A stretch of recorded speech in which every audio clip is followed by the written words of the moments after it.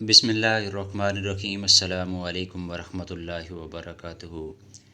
ایسا مختصر صدقہ جو دوزخ میں جلتے شخص کو باہر نکال دیتا ہے۔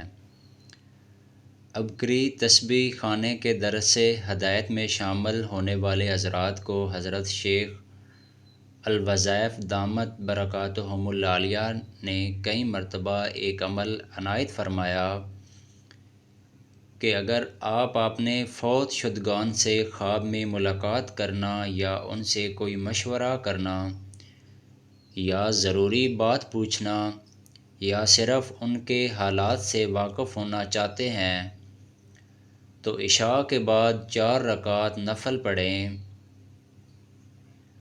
اور ہر رکعت میں سورۃ فاتحہ کے بعد سورۃ الہاکم التکاثر پڑھیں۔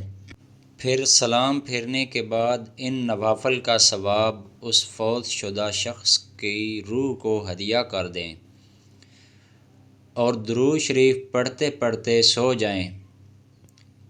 کسی کو جلدی کسی کو دیر سے ملاقات ہو جائے گی۔ آئیے اب دیکھتے ہیں کہ اس مبارک عمل کا کیا ثبوت ہے۔ مولانا مفتی خالد محمود صاحب جامعہ قاسمیہ ڈیرہ غازی خان ماہنامہ القاسم میں لکھتے ہیں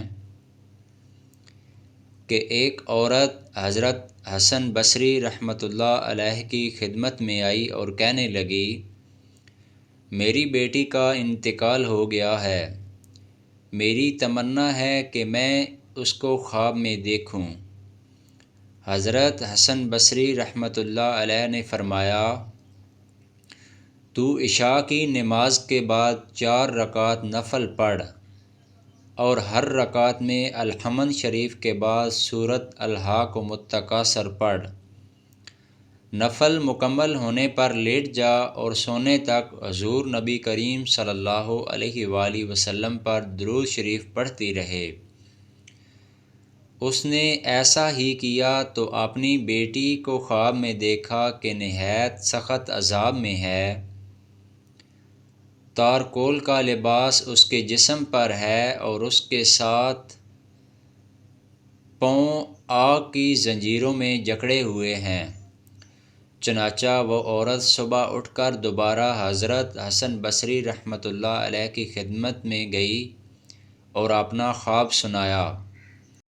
انہوں نے یہ اندوہناک حالت سن کر فرمایا کہ اپنی بیٹی کی طرف سے صدقہ کر، شاید اللہ جل شانہ صدقے کی وجہ سے تیری بیٹی کا عذاب ختم فرما دے۔